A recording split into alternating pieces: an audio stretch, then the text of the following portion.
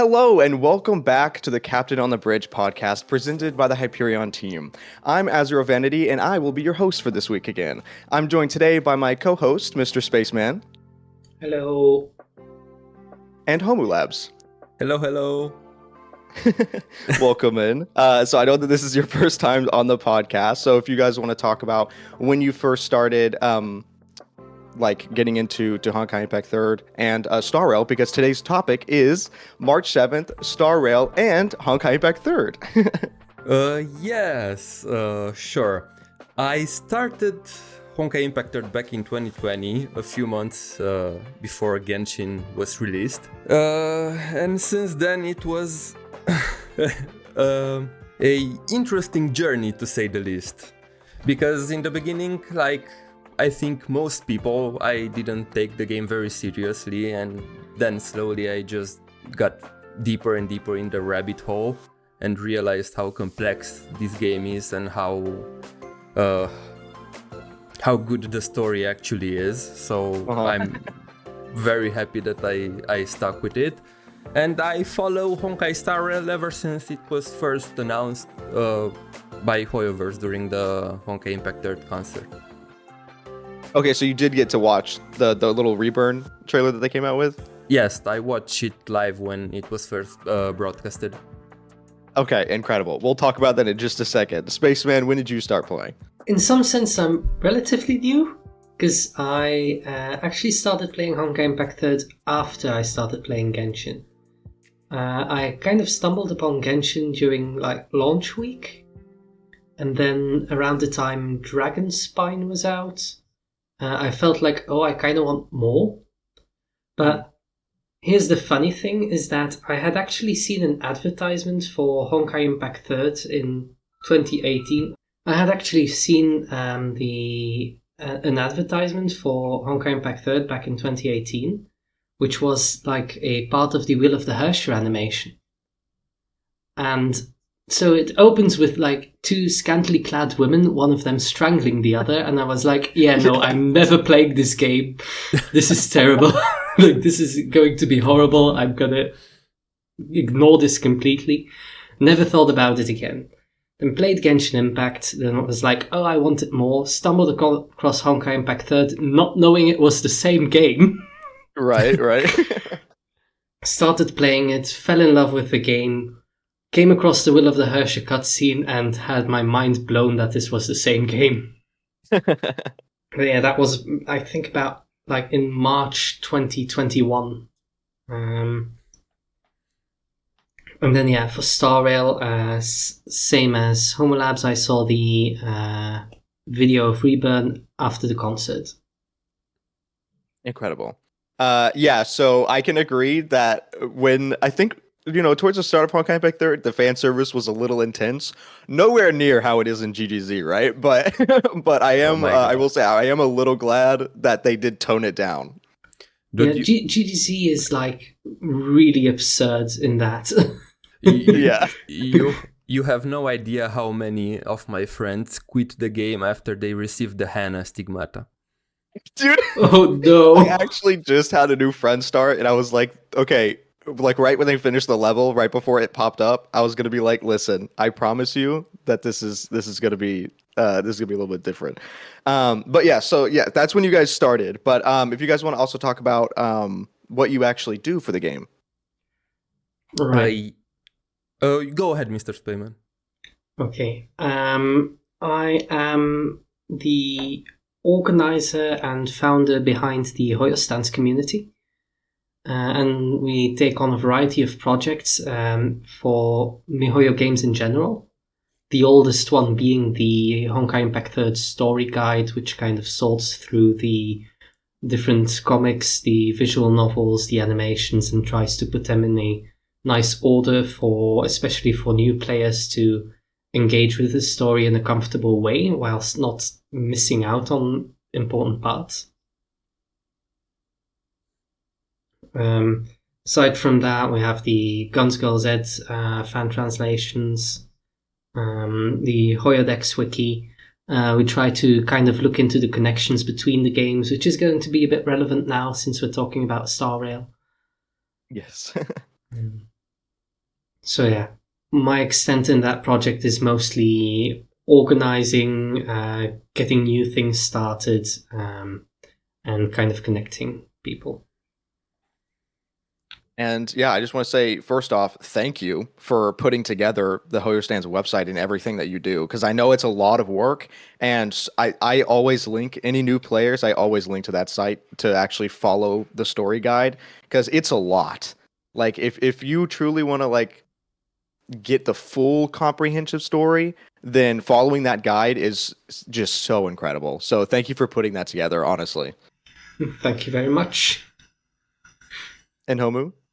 I am a content creator who mostly does YouTube videos trying to explain the lore of Honkai Impact Third and Honkai Star Rail. I'm mostly interested in the Honkai universe as a whole and how the Hoyoverse games are connected on a cosmological level.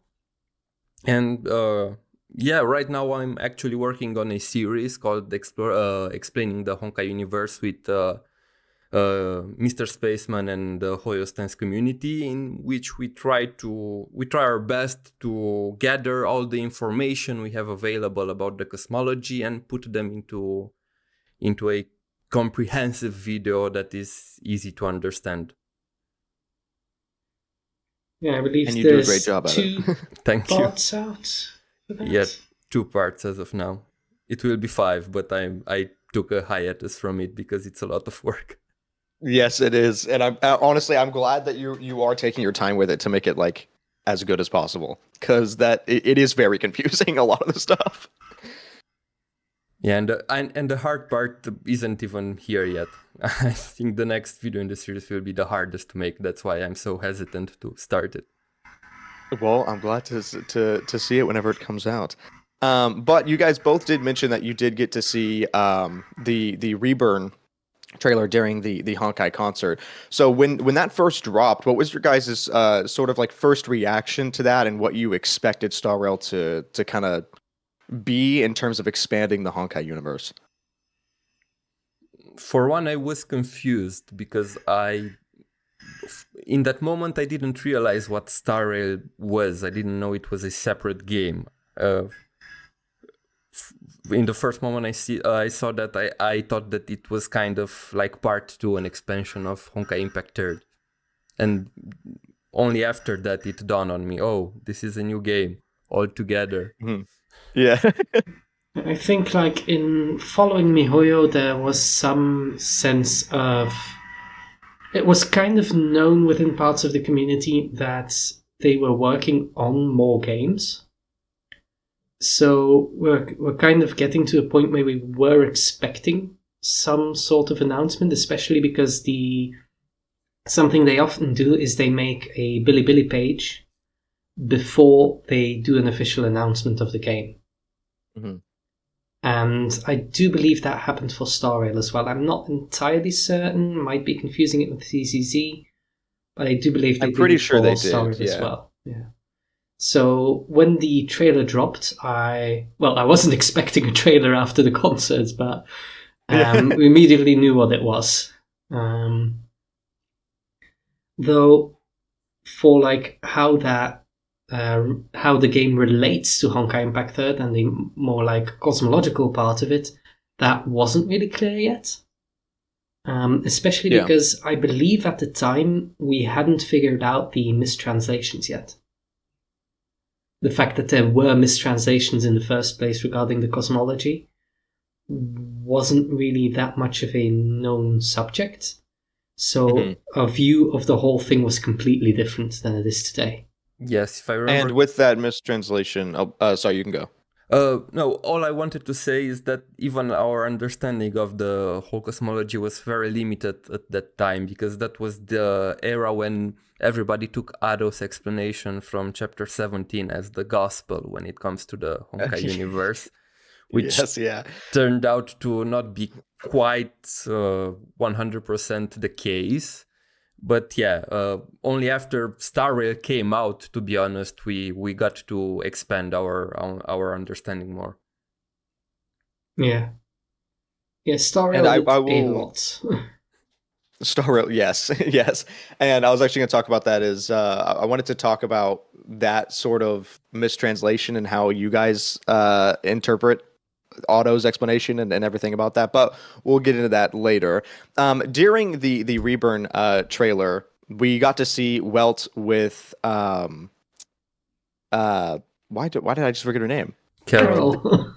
Yes, Carol. Thank you. Yes, we got to see Welt with Carol in the train, and then we saw the interaction with who actually didn't. I don't think they said her name in the trailer, but we figured out her name through I think files at the time. Eileen ended up talking to Carol through that, sort of in like a dream state type of deal. Who looks very very similar to March 7th. Do you guys think? I know with that we think that like Reburn 2 isn't actually canon, right? Yes, that's the general consensus, but again, it's something that we think. We have no confirmation if it's canon or not. Yeah, like one of the few things we have to go on is that there was an official statement where they said that originally Star Rail was planned to start on Earth. And if we look at the production time required to make such an animation, as opposed to like the video game trailer, it does make sense that might have been based on an earlier draft. Interesting. Okay, I actually did not know that. Yes, that's why most of the time we assume that it's not canon and it's just their early idea of Star Rail. And that's why we don't see Carol anywhere in Star Rail right now, because sad. She was probably scrapped. To be honest, I really, really hope that they kind of subvert our thoughts on that, and Reburn 2 ends up tying into it a lot more intimately than we thought. Because, I mean, it's Carol. Come on. Yeah, I know. Trust me, I want Carol there too. Yeah, you can't just tease Carol for us and then not have her in the game. Come on, that's cruel. I know. It is. It's criminal. Yeah. So yeah, that was like, because when that trailer first came out, I was thinking about how Welt is obviously going to be such a big like character in Star Rail, but and he is still very much a large character. However, he ended up getting to the Star Rail world a different way. Do you guys want to go into how Welt actually is the same Welt from Honkai Impact 3rd to Honkai Star Rail? Okay, so regarding Welt's journey to Honkai Star Rail, it's a bit complicated because there are some misconceptions about it. For example, many people think that he got there in the Alien Space manga at the end, which is not really true. Because at the end of the Alien Space manga, he and Void Archives were saved by Kira and the Sugars, and they were transported back to Earth.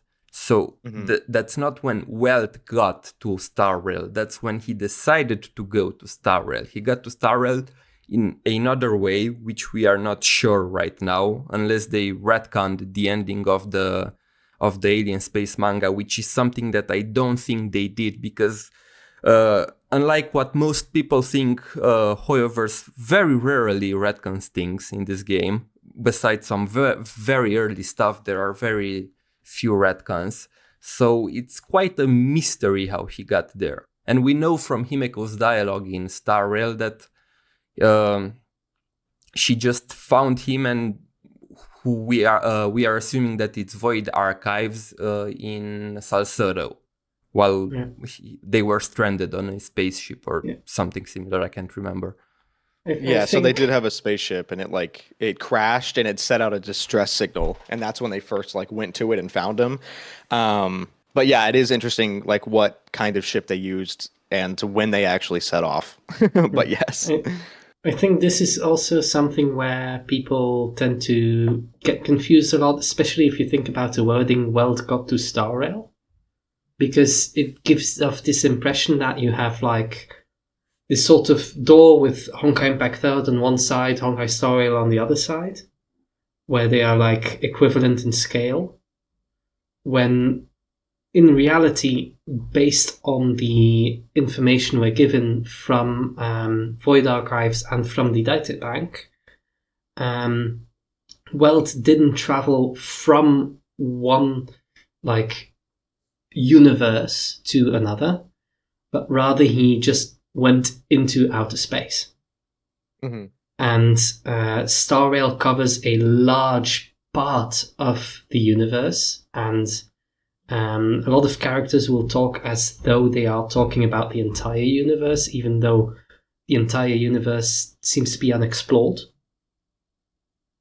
But the Earth in Honkai Impact 3rd is just a part of that larger universe. It's just not connected to the kind of like interplanetary, interstellar community.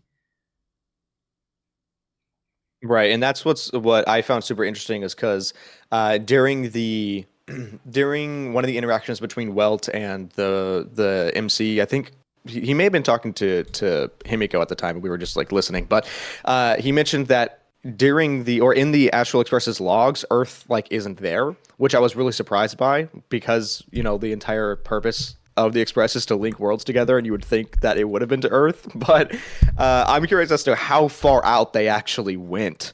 For the Express to not even know like where Earth is. When you have a giant meatball that keeps resetting your world every 50,000 years, I can assume that they don't really want to stick around or to visit.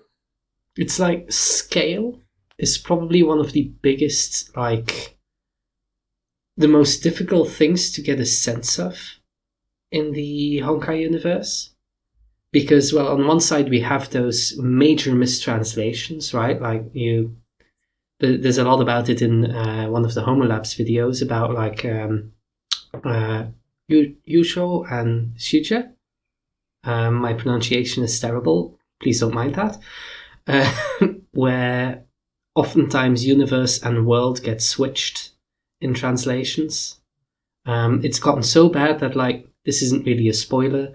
At one point in the new part, they called Mars, the planet, a universe. When it was explicitly about the planets. And I know there was that situation also where they had the wrong planet, right? They said Jupiter instead of Mars, or they said Mars instead of Jupiter, right? They Venus. said Mars instead of Venus. Venus. Yes, and Venus. A lot of people thought that Vita was from Mars after that. Yeah. Incredible. And another one, I might have noticed this in the Grisio event, is switching planets and stars. Because the word used for star is a word that actually describes like a dot of light in the sky. So it is also used for planets. But in translation, you can't really call a planet a star in the same way. So, but when you get to the Grisio event, you've got these like little planets that were described, and they were all named Star because of that. Or even just for part 2, the star which the moon gazes upon, it was about a planet. No, true. Yes, it was. Yeah, I didn't even think about that, but you're right. Yeah. Yes, and even at the end of part 2, with the whole chiming thing, if you read the description, they call it the new chiming star when it's a planet. Yeah, there's a lot of issues there. I think it was even like not really a planet, but more like a planetoid or something. It was described as a dwarf planet. Right. Yeah, so going into like the scale of things like Star Rail, like alien space, Void Archives in the Chinese text calls the place where the other Himiko is a world. He talks about parallel worlds and he talks about them in the universe. But because that's translated as like parallel universes, people think, oh, well, went to this different universe, he went to this completely different location. And that completely throws the entire perspective out of whack, because stuff like Aeons, for instance, they exist in the same universe as Honkai Impact 3rd. Cocoon of Finality exists in the same universe as those beings. Yes, and that's actually a very interesting thing that I have thought about is, do you think we'll ever actually see like an Eon interaction in Honkai Impact Third, or do you think they're gonna wait a while before that thing sort of happens? I mean, have you been to the in Mars to the robot lady that sells soda? She literally sells Yes. you an aha soda or Yes, aha I did see cola, and I was that. like, maybe aha visited Mars and did some shenanigans. I kind of want to I see did like see what that, yeah. the Chinese text for that says, whether it's like the same name. Yeah, no, I'm joking. Please don't take this seriously. Yeah, Yeah, I but saw it is people like say the there's like. Sorry, you go. it is like the kind of small thing where it's always like for a community like Hoyostans, at least it's always worth checking up on those little things, because sometimes we uncover like these weird little details or secrets, and sometimes it's like, yeah, no, now we know it's not really to be taken Yeah, seriously. Yeah. one great example in this sense is Terminus, the Eon of Finality, and the Cocoon of Finality. Because when I first saw Terminus, I was, oh my god, they must be connected with the Cocoon of Finality. Everything makes sense. I solved the mystery. And after that, I saw that in Chinese they are written differently. So that means that the Cocoon of Finality and Finality in the Eon of Finality in Star Rail are different things. And Uh-huh. this happened even a few days ago with the uh, part 2, when I read one of the Dream Seekers papers, and her teacher's name is Bailu. So I was, Oh, this may be a Bailu variant, but again, we checked the Chinese name and they are written differently. So it's always good to check how both the Chinese and the English version are written, to make sure that there's a connection there. yeah. And so speaking on variants, actually, it's interesting seeing, especially in Star Rail, how we have technically two different variants of Bronya, like already. And since they're not actually separate universes, like Spaceman was explaining, it's in the same universe. They're just through different worlds. It's really cool and interesting to just already see different variations of the same character with Silverwolf and Bronya Rand that we have at Bellabog. Okay. So what do you guys like think about the variation situations between the characters? And honestly, this is a personal question. Who do you want to see a variation of from Honkai Impact Third be in Star Rail? On the topic of Silverwolf specifically, there's this somewhat strange and common misconception that Silverwolf and Bronya Rand are not variants towards each other, because Bronya Rand is a variant of Bronya Zajcik and Silverwolf is a variant of Haxabani. But this is a bit silly when you consider that Haxabani is a variant of Bronya Zajcik. Like, she is Bronya, and she never used the title Silver Wolf, whereas the original did. Yes, yeah. Yeah, it's Silverwolf of the Earls, right? Yes. Yeah.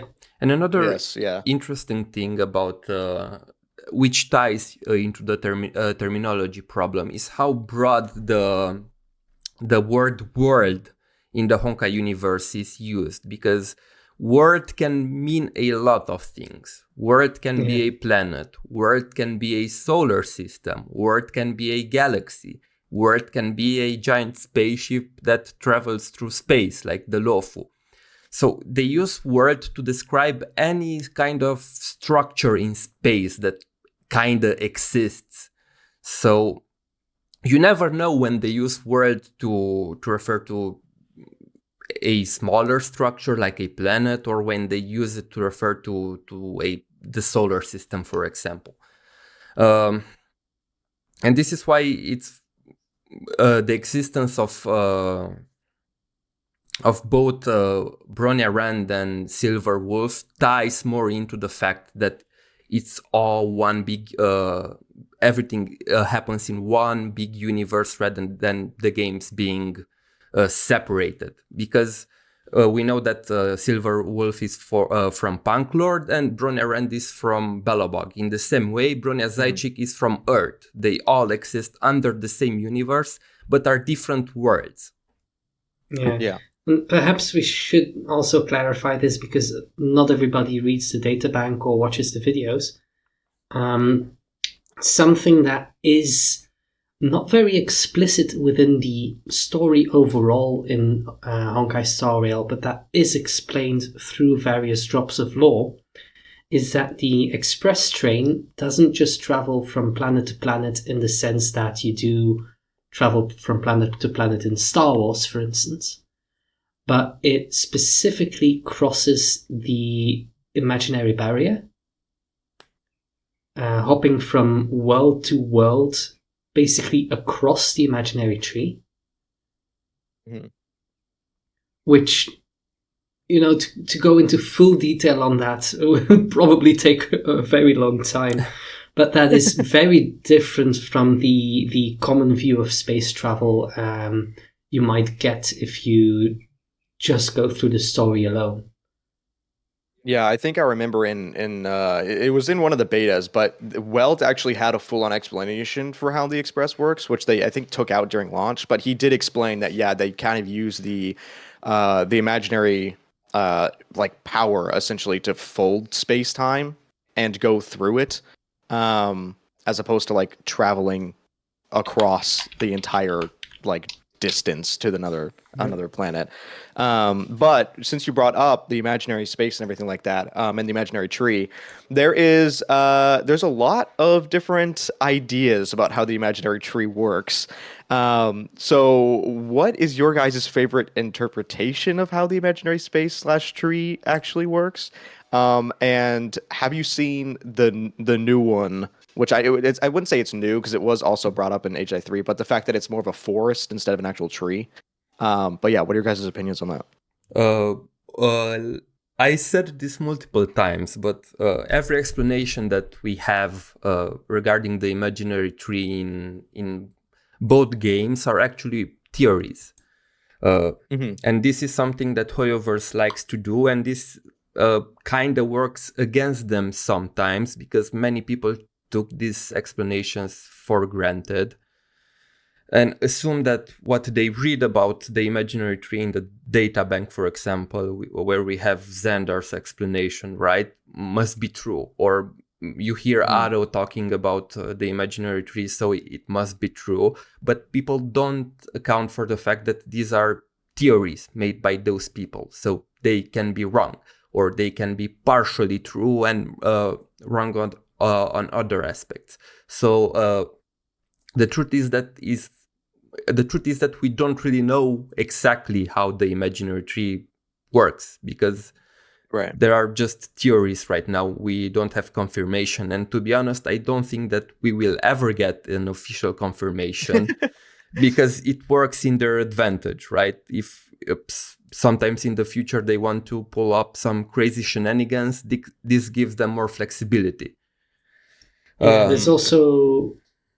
go ahead. No, you can continue. That was all.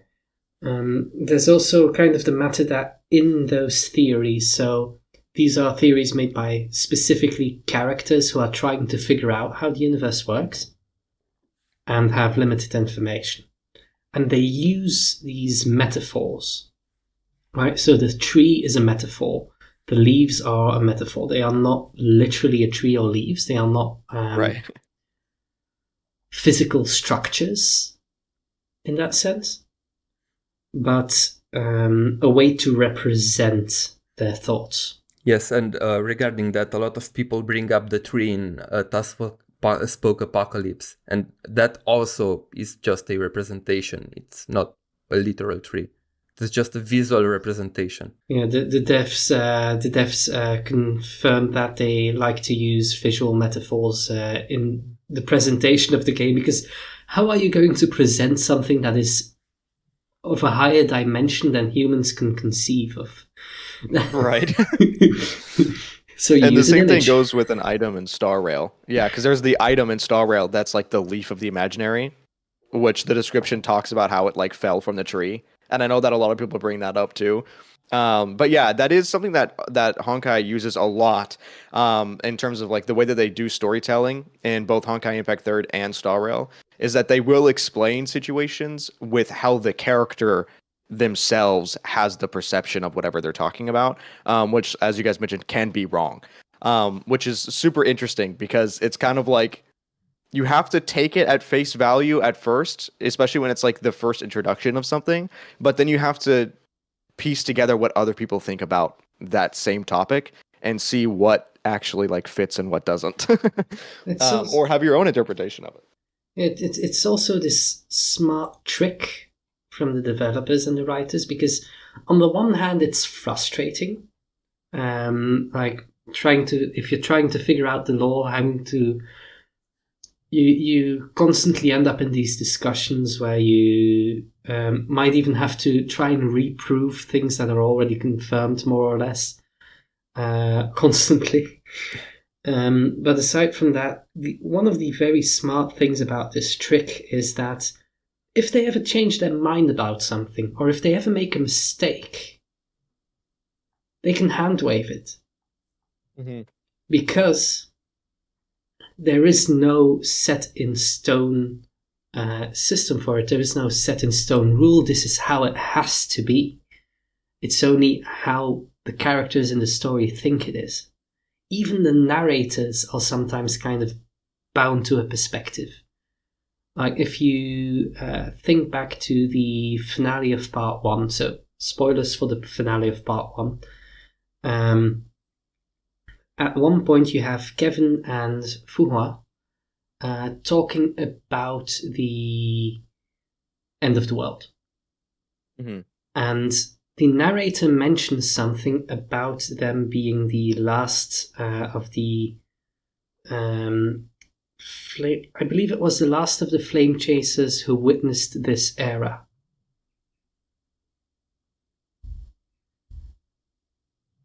That doesn't make sense if you think about where Grisio is. But Yeah. Kevin and Fuhua don't know that Grisio is okay. The last they heard, or the last they knew about Grisio, is that they lost touch with her, and that probably meant something bad happened. Mm-hmm. So, from the narrative's perspective in that moment, it's tied to the perspective of Kevin and Fuhua. How do they feel about that situation? So even the narrator can't be trusted. Yeah. Which I honestly I enjoy. It does make it confusing, like you said, but I do like that aspect because it is, I don't know, it feels more real, like in terms of how situations would actually go down, because in reality that's exactly how it would be. Like they would just explain it in their term of what knowledge they have on it, instead of just having the writers tell them exactly what they should know. Sorry, you were gonna say something, going? So, if we want to tie it back to the variants conversation, Mm-hmm. I have a quote pulled up from Welt because it's like a very, very important quote in Star Rail. Okay, perfect. It's like one of the most important things Welt has said about variants and about the situation of the cosmology, and it's optional. You can completely miss it if you just don't talk to him at the right moment. Mm-hmm. Because this happens during the Lorcha story mission, with where he's like suspicious of Lorcha. And you can ask him about why, and he says, "As you know, there are infinite worlds in this universe that can be similar but different from each other in various ways. The same is true of the people on those worlds. That's why it's possible for us to run into individuals on multiple worlds who share an appearance, but not a personality. For all we know, in some faraway world, March's adorable face might belong to an intergalactic pirate. However, in most cases, their fates will walk a similar course." So that's an incredible quote. I think I actually did get that one because I tried to do all the interactions, but that is huge. yeah, that's like the most direct confirmation we have ever gotten of like the character alts outside of the Sea of Quanta. Yes, and what's very interesting about that quote is not only that it practically confirms the fact that we have character variants, but also that they can walk similar paths, meaning that even if they are very different personality-wise or appearance-wise, the themes behind these characters through these games are very similar. That's how I interpreted that line. So that's why you can tie multiple things between them. For example, Himeko in Star Rail and Himeko in Honkai Impact 3rd. Both of them were passionate about astronomy, about traveling. Himeko in Honkai Impact 3rd wanted to, if I remember correctly, she wanted to be an astronaut at first. And she wanted to contact alien life. Yes, and she has a PhD even in, I think it was astrodynamics. And Himeko in Star Rail is basically her unrealized wish, which is very uplifting and very sad at the same time. Yes, it is. Yes. And another example of that is Bronya Rand on Belobog and Bronya and AJ3 with the situation of being raised in the orphanage and also having Kokolia as a mother figure and how that whole kind of thing interacts. So yeah, it is very clear to see that you can make the connections between them, even if they are separate variations. Which actually, this happened recently in the Pinacone story. Acheron, with Acheron being, I feel very clearly a variant of May. There was that line. I don't remember exactly when it was said, but it was almost word for word, I think, in the CN translation at least, from a line that Yai Sakura told May in the Elysium Realm. Yeah. So we can kind of have, like, yes, this is a May variant, but she still may have connections to those other characters like Yai Sakura and whatnot. Yeah. The thing with Acheron is that she's still very much a mystery. We don't really know what her deal is and like where her powers stem from, what the red text is and stuff. Because there's also another very interesting part at the very beginning where, depending on the gender of the trailblazer you play, she will say something different. But she will say she recognizes you. But if you're playing as the female trailblazer, she will give a description of a former companion that is similar to Kiana. Very, very vague. Like, it's only the only reason people even make the connection to Kiana is because of the other line, which is given when you're playing as the male trailblazer, which is more similar to Kevin, because the female companion stood by her side, whereas the male character crossed blades with her. And that could very well be a coincidence. That could very well just be the writers messing with Honkai Impact 3rd players. Yeah. But it could also very well be an intentional reference based on perhaps some sort of time shenanigan, universe data reading powers or something. We don't know yet what she's about. Yeah. Yeah, Acheron is a very interesting character in that terms, especially because they've hinted at her being an emanator of a couple different eons without actually confirming what she is. Very heavily referenced or insinuated that she's an emanator of finality. I personally don't know if I believe that, just because I don't know if we would see an emanator of finality this early on. But it is really interesting the way that Acheron can actually... it seems like she can see into different timelines in that sort of sense, with some of the dialogue that she has. And then also with the red text, there is an interesting interaction towards the I think the end of Pinicone's story. This isn't a spoiler, but there's a point where she asks to like join your team when you're with Black Swan. Black Swan. Yes, and one of the options is to say no, and it's normal text. But if you keep saying no, then she basically makes your text red and forces you to say yes, you can join. Yeah, I don't know why, but that whole situation with Acheron and the red text reminded me of Vita and Sa in Salt Snow Holy City, when Oh yeah. we got something similar with the text changing. When it was Vita narrating, it was green, and when it was referring to Sa, it was always red. Mm-hmm. So I think this is their way to show us that we are dealing with a being of higher order. I still don't know in what's the catch in Acheron's case, but we know in Vita and Sa's case was the fact that they were omnipotent. And in chapter 39, for the entirety of the first act, Vita was actually the narrator, and you didn't realize that until you were in the middle of the act, which was very interesting. Yeah, on the topic of Vita, regarding those character variants things, she also kind of breaks a lot of what we know about how these parallel worlds work. Because like you've got those quantum shadows, right? You've got star whisperers, you've got clones, you've got parallel world versions, you've got all sorts of ways for characters to have different versions. But then you have Vita. And she is quite obviously a version of Sue. But by none of the like trends or rules that were established before can we really explain why.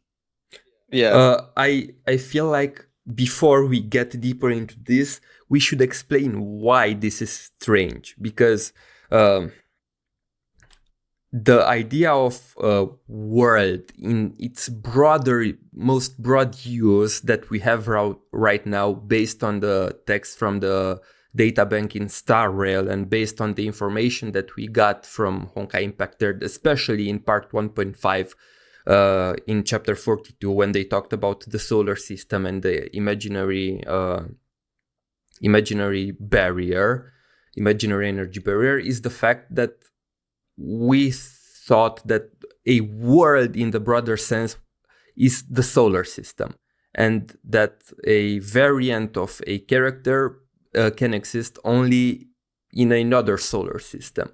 So the strange thing here is that we have Vita from Venus and Sue from Earth, which kind of breaks this. This kind of implies that inside the same world, how Xandar defines it, we can still have different character variants. And for some reason, they all come from Honkai Impact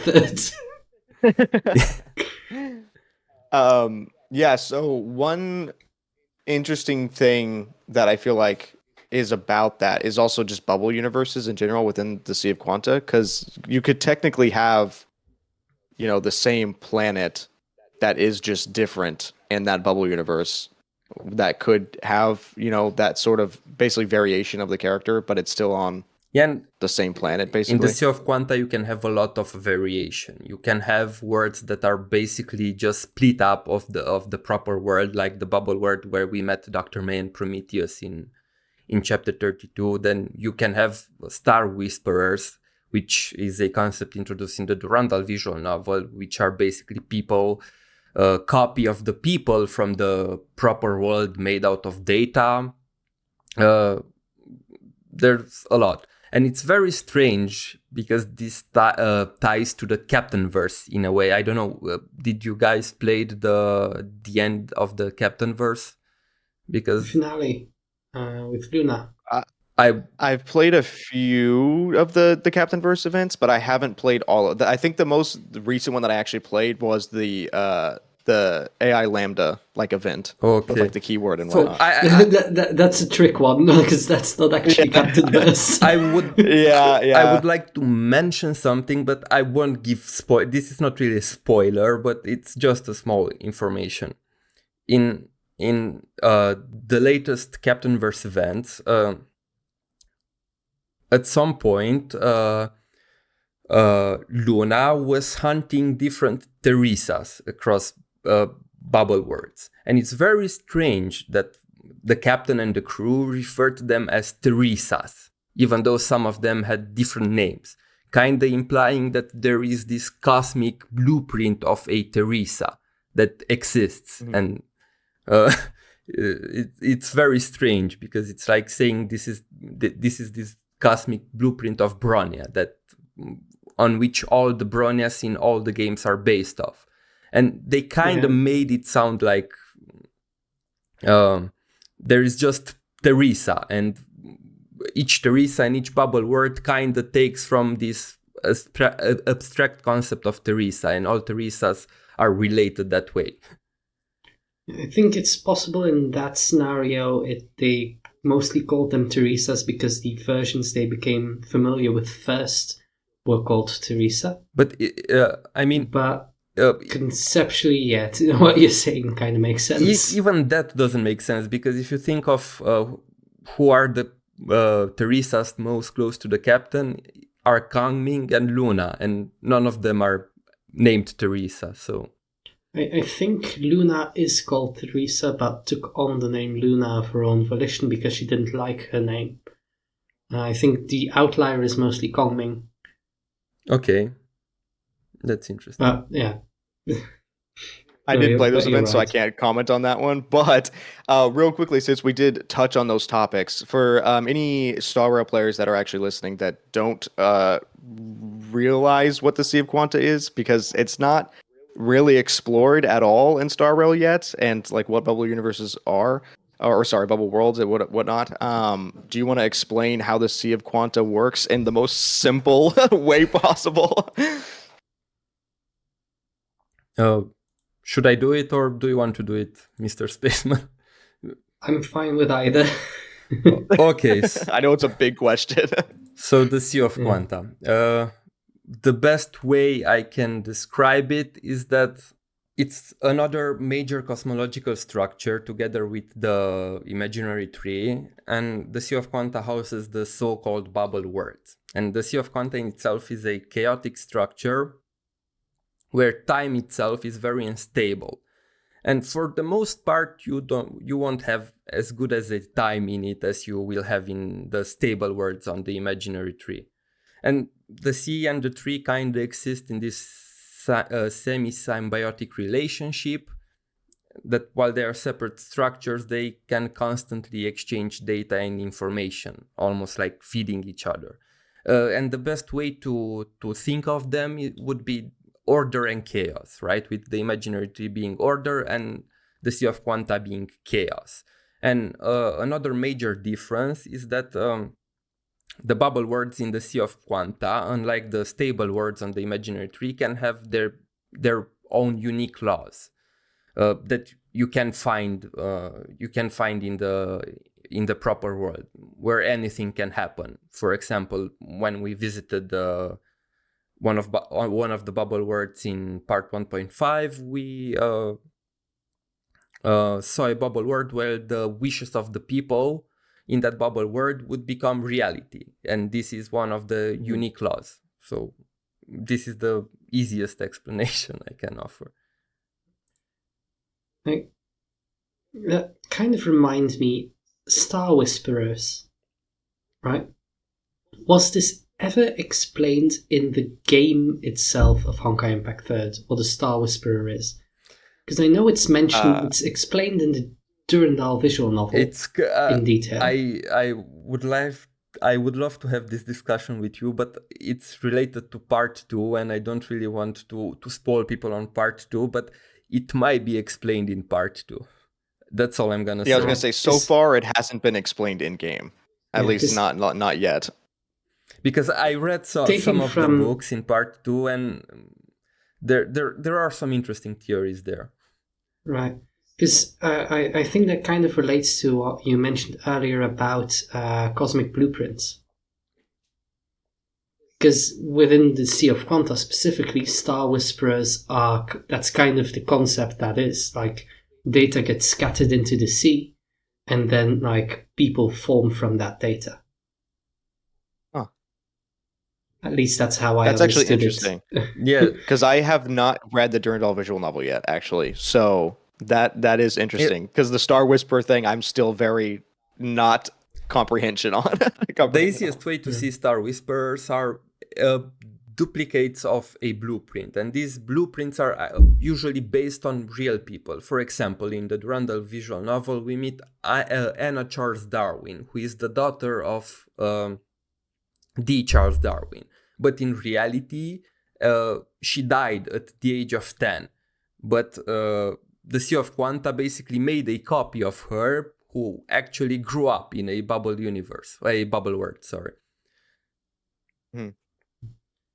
So the one of the other things in the Honkai universe as a whole is that these kind of rules and ideas and concepts kind of get reiterated in different forms a lot. So it wouldn't be too absurd for something like Star Whisperers to also be a truth for like real world, where you've got these like fate-based blueprints, for instance. But that's really in the realm of theory. I recall there was something about sort of the objective plane in both GGZ and Star Rail that's like mentioned once or twice, alongside with like time flowing backwards being mentioned once or twice in both, where it's like these concepts that they're there, but we don't really know much about them.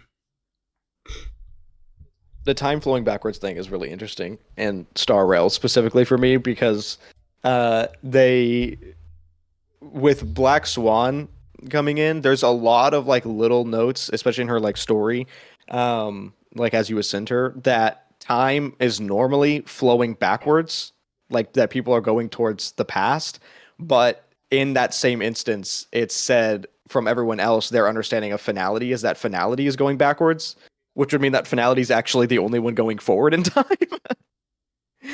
If everyone else is going backwards, which that's super interesting. But with the whole like blueprint things and variations and stuff like that, and seeing so many like consistent characters and themes across all these different games and whatnot, when or not when, how's the best way to describe this? Honkai in itself, in its like purest form that we know Honkai, has not shown up in Star Rail yet. How do you think, or when do you think, Honkai is going to actually make its way into the normal like storytelling of Star Rail? This is a very complicated one because it's very hard to explain what Honkai is without referencing GGZ, because it's the only game out of the entire Hoyoverse that basically explains the origins of Honkai. And I think that Mr. Spaceman knows a little bit more on this subject than me, so if you want to talk about it. Before going into that, I would also like to say that even if the Honkai as like the Honkai phenomenon never really appears in Honkai Star Rail, the name would still be somewhat accurate, because the word in Chinese means collapse. So in theory, you could apply it to anything where that collapse is a central theme, and that's definitely the case in Star Rail with stuff like the destruction, essentially creating the collapse of institutions. But that's not to say the Honkai can't show up, of course. It's just to say that even if it doesn't, it would still be an apt name. But if it does, well, Guns Girls, and this is from information that was fan translated, but not fully, right? So this is like a couple of chapters that were fan translated. We don't know the full context. We haven't translated the full story, but there the commander of will, this sort of super entity, explains that the Honkai phenomena, which are caused by Honkai energy, that Honkai energy is brought there by these will entities, and the will entities come from another universe, specifically universe. The word universe, not world, which is so distant cosmologically from where Earth is and where the characters are, that it had to destroy many star systems to even gather the energy to send a little bit of itself over to this universe. And I'm going to avoid going into too much detail because it would take a long time. Right, yeah. But a couple of the key elements are, so it's from a different universe. It introduced this sort of special reaction to imaginary energy creating Honkai energy, something of the sort. The commander of will entity was defeated. Spoilers for a game you can't play if you don't speak Chinese, I guess, or Japanese. And there are remnants of it. So we don't quite know what the gap is between what happened with the Commander of Will and the Cocoon of Finality. We don't quite know what their relationship is. But it leaves a lot of room for that relationship to be a variety of things. Mm-hmm. Because some people think that they outright contradict each other, that they cannot coexist. From what we've found, it seems that everything adds up together, that the mechanics described are basically the same, that the systems they give us are the same, that they are very much the same lore, but with a big hole in the middle. But this does suggest that Honkai is not ubiquitous. It doesn't exist throughout the entire universe per se, but it does have a more broad, mysterious existence where it could be found in many different forms in many different places. Yeah, and one other thing that I want to bring up is that Honkai Impact Third gives us some definitions of the Honkai, especially in association with imaginary energy. And because of that, many people believe that Honkai is imaginary energy, which is something that I myself, I did in the past, so I'm guilty of that. But from the latest text that we found both in Honkai Impact Third and what GGZ implies, they are not the same. This is just something that I wanted to point out. Imaginary energy and Honkai energy are not actually the same. And that's what's so interesting about like having all these games spanning over years, is there's just so much. Like there is so much to go over and so many themes across all of them that we can like, if we look at the past of like some of the other games, we can see what they're going to end up like bringing up in the future games. But it's all so complicated. So if anyone like that's listening, if that was too much, again, I will say I think we're running a little low on time here. But if you guys wanted to re-shout out what you guys do and where they can find it, that way, in case you guys feel a little confused, if you follow everything else that they put out, I promise it'll make so much more sense. Yes, you can find me on YouTube at Homu Labs and also on Twitter again at Homu Labs. And yeah, if you are interested in the lore of Honkai Impact Third, I try my best to explain the story and do guides on how the cosmology works. And yeah, if you're interested, check me out. And you can find most of what I do on Hoyostans.be, BE as in Belgium. And there we cover stuff from various MiHoYo games and MiHoYo itself. We have a Twitter, we have the Honkai Impact 3 story guide. So if you're trying to get into Honkai Impact 3, you're not quite sure where to start, or you feel like you've missed some things about the manga or the visual novels, you can go to the guide, you can follow that, and it should help you throughout most of the content.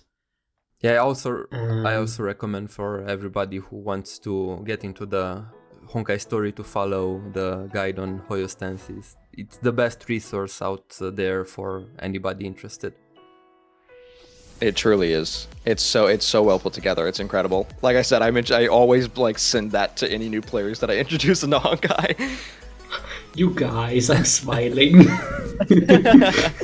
And then yes, you can find me on YouTube. I don't do lore explanations as much as they do, but I do stream my playthroughs, Azrial Vanity on YouTube. But yes, we will catch you next time. Oh, actually, sorry, real quick. Happy birthday, March 7th. We didn't get to talk about you as much as I originally planned to, but happy birthday, March. It is your birthday. Happy birthday, March. But yes, we will catch you next time on Captain on the Bridge podcast. Thank you guys for joining, and let's fight for all that's beautiful in the world.